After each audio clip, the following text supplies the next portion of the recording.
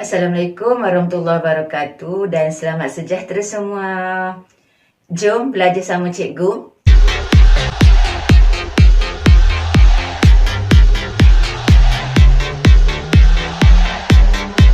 Di dalam video kali ini kita akan belajar tentang pengaliran arus elektrik dalam lita bersiri. Objektif pembelajaran ialah menghuraikan dan berkomunikasi mengenai pengaliran arus elektrik dalam lita bersiri. Arus elektrik memerlukan suatu laluan yang lengkap supaya dapat mengalir. Laluan yang lengkap ini dikenali sebagai lita elektrik. Sebelum kita belajar tentang lita bersiri, kita akan belajar tentang komponen elektrik dan simbolnya. Sekarang kita akan belajar tentang komponen elektrik. Kita mulakan dengan suis. Apakah fungsi suis? Fungsi suis ialah melengkapkan atau memutuskan lita. Berikut adalah gambar bagi suis dan di sini adalah simbolnya. Sebenarnya pelajar hanya perlu mengetahui gambar bagi komponen elektrik dan juga simbolnya. Tetapi alangkah lebih baik jika pelajar mengetahui fungsi bagi setiap komponen elektrik. Yang kedua ialah sel kering. Fungsi sel kering ialah membekalkan tenaga elektrik kepada lita. Ini adalah gambar sel kering ataupun bateri dan ini adalah simbolnya. Seterusnya ialah voltmeter. Fungsi voltmeter ialah mengukur voltan. Ini adalah gambarnya dan simbolnya. Simbol bagi voltmeter ialah pelajar buat bulatan dan tuliskan huruf B besar di dalamnya. Galvanometer. Fungsi galvanometer ialah mengesan arus elektrik yang kecil. Ini adalah gambar galvanometer. Simbolnya pelajar buat bulatan dan huruf G besar di dalamnya. Ammeter. Fungsi ammeter ialah mengukur arus elektrik. Ini adalah gambar ammeter dan ini adalah simbolnya. Buat dalam bentuk bulatan dan huruf A besar di dalamnya. Seterusnya mentol. Ini gambar mentol dan ini adalah simbolnya. Buat satu bulatan dan pangkah di dalamnya. Seterusnya perintang. Fungsi perintang ialah mengawal arus elektrik mengikut nilai rintangan. Ini adalah gambar perintang dan simbolnya. Seterusnya fuse. Fungsi fuse ialah melindungi lita dan alat elektrik dengan memutuskan aliran elektrik jika arus terlalu tinggi ataupun arus berlebihan. Jadi, alat elektrik kita tidak akan rosak. Ini adalah gambar fuse dan simbolnya. Dan yang terakhir ialah perintang boleh ubah. Fungsi perintang boleh ubah ialah mengawal arus elektrik mengikut nilai rintangannya yang boleh diubah. Ini adalah gambar perintang boleh ubah atau rheostat dan di bawah ini ialah simbolnya.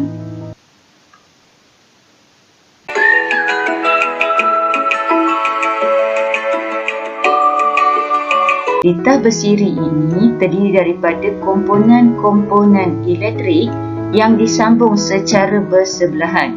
Okey, pelajar-pelajar kena ingat keyword yang kena hafal ataupun kena faham ialah bersebelahan bagi membentuk satu laluan tunggal untuk arus mengalir. Okey, perkataan bersebelahan ni kena ingat.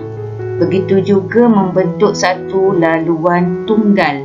Okey, tidak ada laluan lain hanya ada laluan tunggal. Okey, contohnya ini bateri ya. Arus mengalir daripada terminal positif ke terminal negatif. Okey, cikgu buat anak panah kat sini.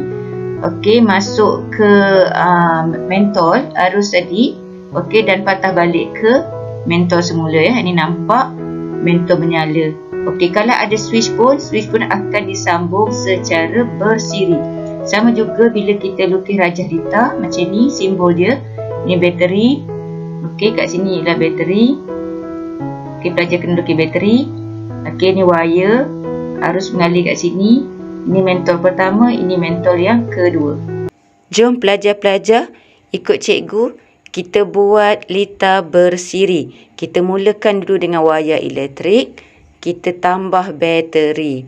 Okey, sambungkan lagi dengan wayar yang lain. Okey, pelajar mesti ingat litar bersiri ni komponen-komponen elektriknya disambung secara bersebelahan. Jadi nanti akan membentuk satu laluan tunggal sahaja untuk arus mengalir.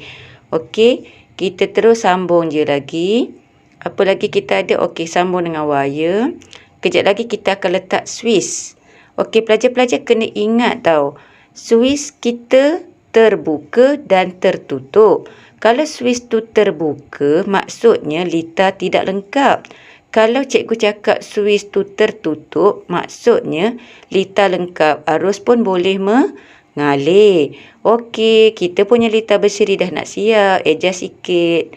Okey, bagi cun. Cikgu tutup switch, litar lengkap dan mentol pun menyala. Baiklah pelajar-pelajar, sekarang kita akan belajar tentang arus, voltan dan rintangan di dalam litar bersiri. Okey, arus yang mengalir melalui setiap mentol adalah sama. Ini tolong ingat, di dalam litar bersiri arus sama. Okey, tetapi jumlah voltan pula merupakan hasil tambah voltan yang merentasi setiap mentol. Okey, rintangan berkesan pula iaitu R merupakan hasil tambah rintangan yang merentasi setiap komponen. Okey, so kita tengok arus I sama dengan I1 sama dengan I2. Cikgu lebih suka kalau kita letak IJ iaitu I jumlah. Begitu juga dengan voltan, kita letak VJ, tapi formulanya V1 tambah V2 dan rintangan RJ, R1 tambah R2. Sekarang cikgu nak bagi satu analogi ataupun perbandingan yang mudah untuk pelajar faham kenapa arus di dalam litar bersiri ni adalah sama. Kenapa arus sama? Alright. So analoginya atau perbandingannya, contohnya kita tengok ini adalah satu batang paip. So arus ni cikgu samakan I tadi iaitu arus, cikgu samakan dengan air yang mengalir. Kalau nak bagi cepat faham air yang mengalir. Air mengalir dalam paip lah maksudnya. Ini adalah paip. Ini adalah air. Ini cerita dalam litar bersiri. Air ni dia akan pergi ke sebuah rumah. Masuk ke rumah ni. So ada air masuk ke rumah ni. Dan air ni juga akan pergi ke sebuah rumah yang lain pula. Right. So dia pun keluar kat sini. Alright. So rumah yang pertama ni dia banyak sampah. Banyak sangat sampah. Banyak rintangan. Habis cerita nak bagi faham ada banyak sangat rintangan. Tetapi rumah yang kedua ni ada sikit je sampah. Sikit sampah. So yang ni rintangan tinggi, yang ini rintangan rendah. Rintangan rendah. Jadi contohnya kalau arus kat sini, arus cikgu letaklah 20 ampere. Adakah nilai arus yang sama akan diperolehi oleh rumah yang pertama atau rumah A dan sama juga dengan rumah B? Ya, jawapannya adalah sama. So 20 ampere juga lalu dekat rumah A, 20 ampere juga lalu pada rumah B. Arus yang mengalir di dalam litar bersiri ni sama. Dia tidak ada kena-mengena pun dengan rintangan tinggi ataupun rintangan yang rendah sebab dia dalam satu paip yang sama. So yang keluar nanti juga, yang seterusnya pun 20 ampere juga. Baiklah pelajar-pelajar, sekarang kita akan jawab soalan. Alright, diberi voltan bagi bateri dekat sini ialah 6 volt. Rintangan yang pertama bernilai 2 ohm. Cikgu setarkan kat sini. Rintangan yang kedua 2 ohm juga. Dekat sini ada voltmeter yang pertama, voltmeter yang kedua. Voltmeter ni disambung secara selari tetapi dalam ni litar bersiri. Dan voltmeter mestilah disambung secara selari. Emitter disambung secara bersiri. Okey, jangan lupa ya. Jom kita baca soalan. Dua perintang R1 dan R2 disambung secara bersiri pada 1 liter. Okey, hitungkan. Yang pertama, hitungkan rintangan berkesan iaitu R. Okey, yang kedua, kita akan hitungkan arus I dalam liter. Dan yang ketiga, V1 dan juga V2. Okey, kita tengok penyelesaian yang pertama. Alright. So, soalan yang pertama tadi dia tanya rintangan berkesan, iaitu R. Formula kita apa? Untuk liter bersiri, semudah ini. R sama dengan R1 tambah R2. Sama ada nak RJ ataupun R saja pun boleh ya. R1 tambah R2, terus dia tambah. So, ambil je R1, ini R1, tambah terus R2. Okey. So, dapatlah 2 ohm tambah 2 ohm dapat 4 ohm. Okey, settle. Right, senang ya. Let's say kat sini R1 3, R2 4. Tambah je 3 tambah 4. Alright, mudah kan untuk rintangan berkesan. Okey, seterusnya. Soalan yang kedua. Dia tanya apa ni? Arus. Okey, arus dalam liter bersiri sama tak untuk perintah pertama dengan perintah yang kedua? Ya, sama. Cikgu dah ajar arus dalam liter bersiri ni seperti dalam apa? Batang paip kan? Air dalam batang paip. Okey, dia lalui sama juga. So, kalau dekat sini arus dia 10 kalau ya. Sini 10, sini 10, sini 10. Itu sebab kita terus dia guna formula V sama dengan IR. Okay, it started from this. V sama dengan IR. So, pelajar keluarkan je lah huruf I ni.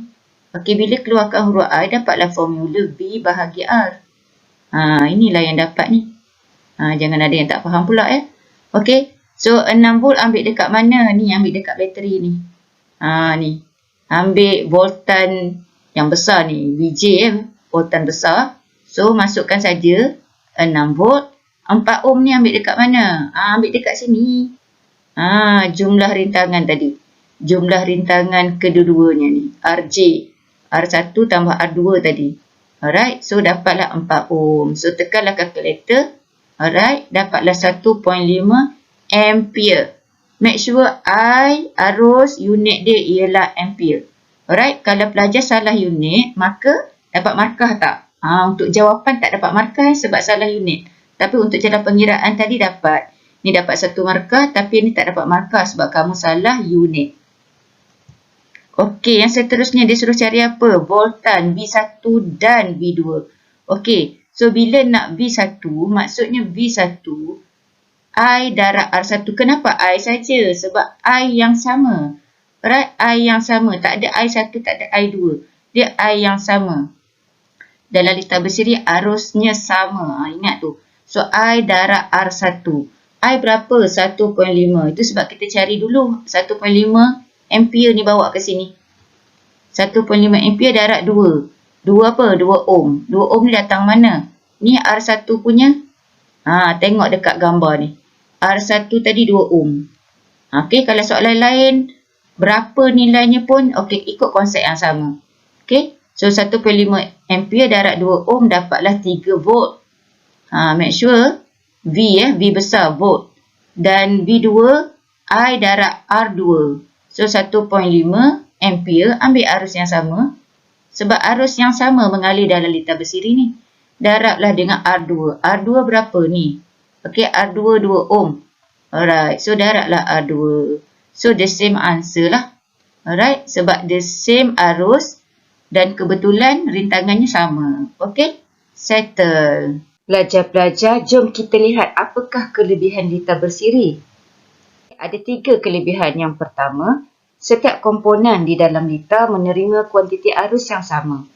Yang kedua, semua komponen dikawal oleh suis yang sama.